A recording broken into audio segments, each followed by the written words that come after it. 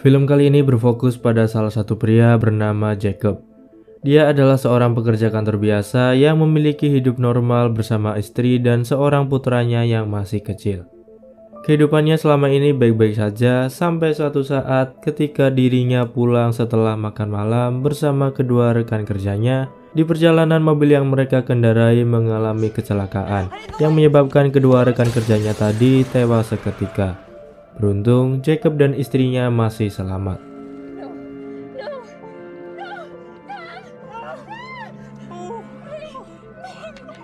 Jacob kemudian dituntut atas kelalaian berkendara yang menyebabkan seseorang meninggal dunia dan dijatuhi hukuman 7 tahun penjara. Dan dari sinilah semuanya berawal. Jacob yang baru pertama kali masuk penjara harus bisa menyesuaikan diri untuk bisa bertahan hidup di penjara itu. Seperti yang kita ketahui, penjara merupakan sebuah tempat yang menerapkan hukum rimba. Orang kuatlah yang bisa bertahan hidup, sedangkan orang lemah akan ditindas. Terlihat ada seorang kulit hitam yang lugu dan kelihatan lemah. Dan malam pertamanya di penjara, Jacob melihat dengan mata kepalanya sendiri, si pria kulit hitam tadi mendapatkan pelecehan seksual oleh para tahanan lain. Dari sini, Jacob sadar bahwa untuk bertahan hidup di penjara, dirinya harus terlihat kuat dan punya keberanian. Untuk itu, Jacob melakukan perkelahian dengan salah satu anggota geng di sana. Akibat perbuatannya itu, dirinya harus mendekam di ruang isolasi selama 30 hari.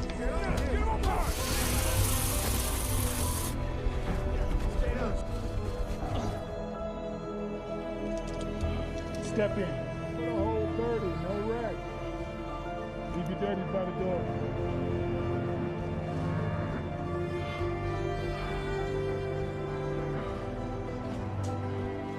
Ketika dikeluarkan dari ruang isolasi, salah satu kelompok geng di penjara itu pun tertarik dengan Jacob, kemudian merekrutnya menjadi salah satu anggota dari geng tersebut.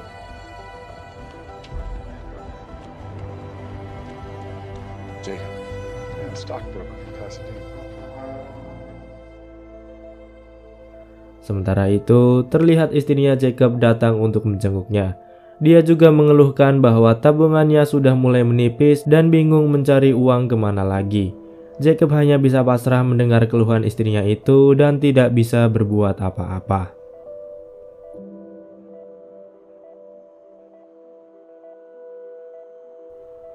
Semua hal yang ada di dalam penjara tidaklah gratis, termasuk ketika Jacob bergabung dengan geng tersebut. Jacob kemudian diminta untuk menyelundupkan heroin yang dibungkus dengan balon karet untuk kemudian dimasukkan ke dalam lubang anus agar tidak diketahui oleh para sipir. Mau nggak mau, Jacob harus melakukannya. Tidak cukup sampai di situ. Jika Jacob benar-benar ingin masuk ke dalam geng tersebut, dia harus membunuh seorang tahanan dari geng lain di sana. Di sini, barulah Jacob berpikir berulang kali untuk melakukannya atau tidak. Jacob adalah pribadi yang baik dan penyayang keluarga. Tidak pernah satu kali pun terlintas dalam pikirannya melakukan tindakan yang melawan hukum, apalagi menghilangkan nyawa seseorang. Tentu membunuh tahanan lain demi kepentingan diri sendiri sangat bertentangan dengan hati nuraninya. Tapi jika Jacob mundur saat ini, otomatis rasa aman yang didapatkannya akan hilang seketika. Setelah berpikir panjang, akhirnya Jacob memberanikan diri untuk melakukannya. Dengan sebuah pisau di tangannya, Jacob menusuk tahanan lain tepat di perutnya dan itulah pembunuhan pertama yang dia lakukan selama hidupnya.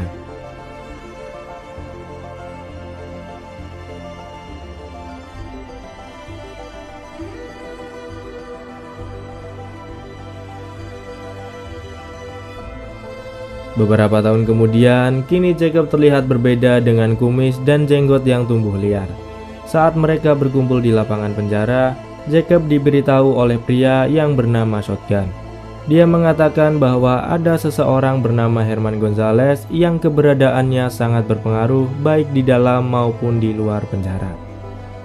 Suatu hari, terjadilah kerusuhan antara geng di dalam penjara, di mana Jacob terpaksa ikut dalam kerusuhan tersebut. Terlintas dalam pikiran Jacob untuk memanfaatkan situasi ini agar mendapatkan respect dari Herman.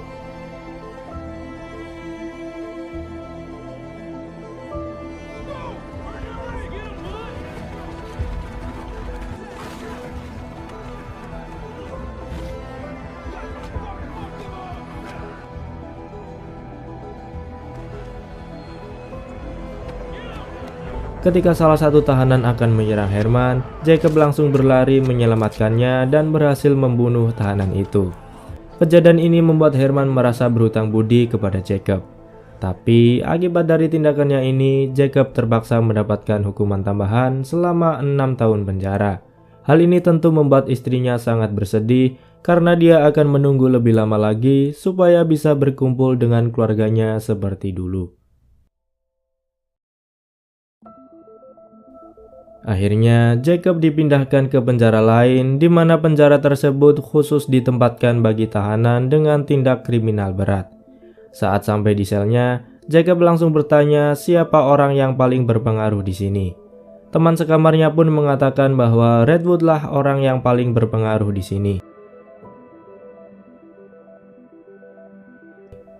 Setelah bertemu Redwood, dia malah mengatakan bahwa bukan dirinya yang paling berpengaruh di sini, tapi seorang tahanan yang bernama The Beast. Diketahui, The Beast sendiri dikurung terpisah dari tahanan lain, karena tempat tersebut khusus untuk tahanan berbahaya. Untuk itu, Jacob pun melakukan perkelahian dengan salah satu tahanan di sana dan berharap bisa bertemu dengan The Beast. Dan benar saja, kejadian tersebut sampai di telinga The Beast.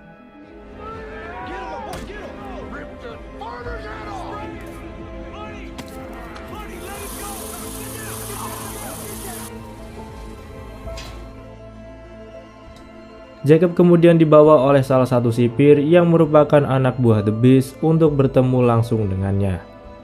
The Beast sendiri merupakan ketua dari sebuah gangster yang paling berbahaya di dunia. Walaupun dia ada di dalam penjara, dia masih bisa mengendalikan gengnya dan bisnis narkoba yang dijalankannya. Contohnya saja sipir tadi yang membawa Jacob. Dia sudah disogok dan menerima uang setoran setiap bulan supaya menjadi tangan kanan The Beast. Kekuasaannya yang besar ini membuat The Beast menjadi salah satu tahanan paling berbahaya di sana. Dengan masuknya Jacob di circle-nya, membuat dia harus menuruti semua perintah dari The Beast. Dan sekarang, Jacob resmi menjadi tangan kanan dari The Beast. Beberapa tahun berlalu, Jacob mendapatkan pengurangan masa tahanan, sehingga beberapa hari lagi dia akan bebas dari penjara. Hal ini tentu membuatnya senang karena sebentar lagi dia akan bisa berkumpul dengan keluarganya seperti dulu. The Beast yang mengetahui bahwa Jacob akan bebas, memerintahkannya untuk mengurus bisnisnya di luar sana. Awalnya, Jacob menolak perintah itu, tapi karena The Beast mengancam keselamatan anak dan istrinya, mau nggak mau dia menuruti perintah itu.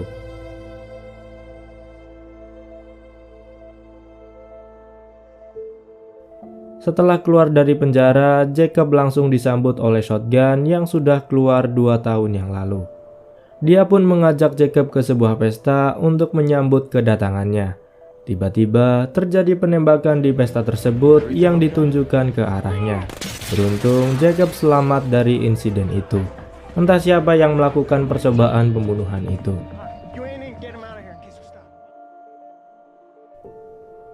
Keesokan harinya, Jacob langsung menemui Herman Gonzalez yang dulu pernah ditolong oleh Jacob saat kerusuhan di penjara. Maksud tujuannya datang ke situ untuk berbisnis jual beli senjata sesuai perintah dari The Beast. Dengan semua tindakan Jacob di penjara, membuatnya mendapatkan respect dan kepercayaan dari semua orang di circle ini. Sepulangnya dari tempat Herman, diam-diam Jacob menemui istrinya, kemudian membawanya ke sebuah kafe. Jika ada salah satu anggota geng yang melihat itu, maka nyawa istri dan anaknya bisa terancam. Jacob kemudian memberikan sejumlah uang untuk kebutuhan rumah tangganya, tapi uang itu ditolak oleh istrinya.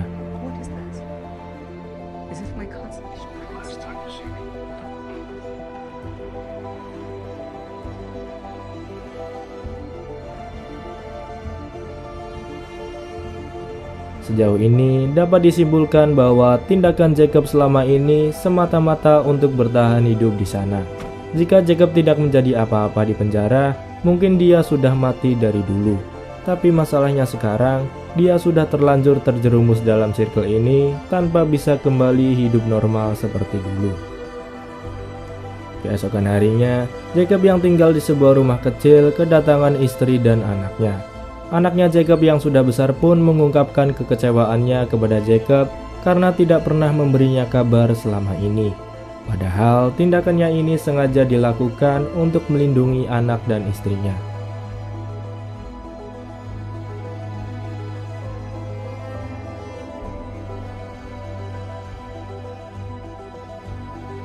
Tidak bisa tinggal diam, Jacob pun memutuskan untuk membuat sebuah rencana demi mengakhiri ini semua. Dimulai dengan membunuh shotgun yang ternyata dialah dalang dibalik penembakan di pesta waktu itu. Motif tindakannya ini dilakukan karena shotgun merasa iri dengan Jacob yang bisa mendapatkan kepercayaan dari The Beast.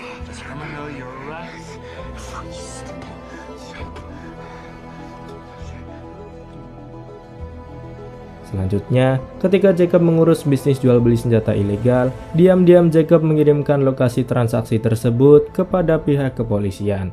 Jadi, ketika Jacob sampai di lokasi tersebut, polisi juga datang dan langsung menggerebek mereka.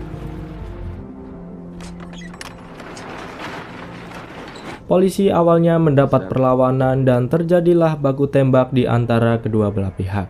Tapi akhirnya semua anggota geng di sana tewas dan Jacob yang sudah mengetahui polisi akan datang hanya tiarap dan menjadi satu-satunya yang selamat dalam insiden itu.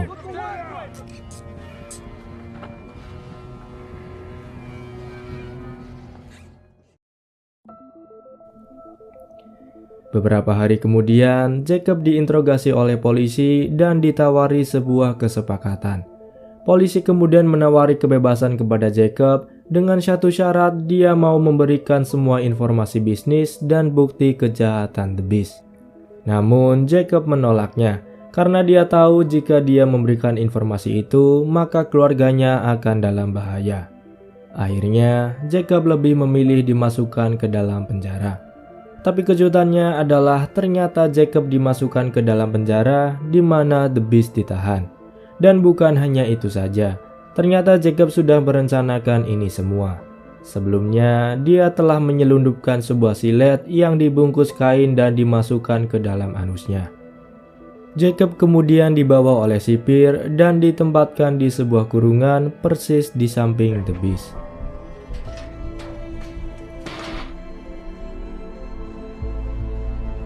The Beast yang sudah tahu bahwa Jacob berkhianat mengatakan bahwa keluarganya cepat atau lambat akan mati di luar sana.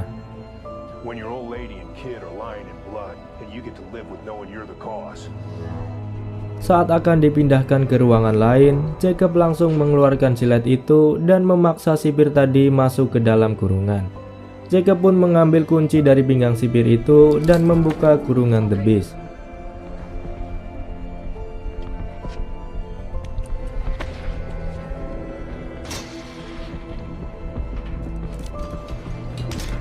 Terjadi perkelahian di antara mereka berdua yang dimenangkan oleh Jacob. The Beast akhirnya tewas mengenaskan dengan leher yang terputus akibat sayatan silet yang dibawa Jacob. Setelah The Beast tewas, kini Jacob menjadi satu-satunya orang yang paling berkuasa. Sipir tadi yang juga tangan kanan The Beast diminta untuk tutup mulut atas kejadian ini dengan imbalan bayaran 3 kali lipat dari yang pernah The Beast berikan.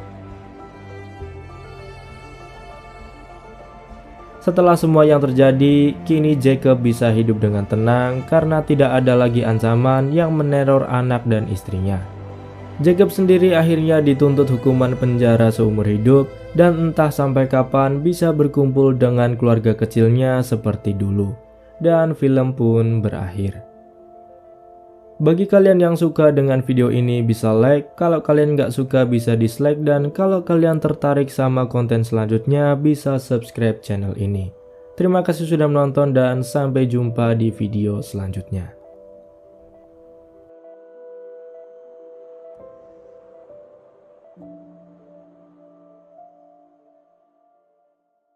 Put your head on my shoulder. Hold me in your arms, baby. Squeeze me oh so tight.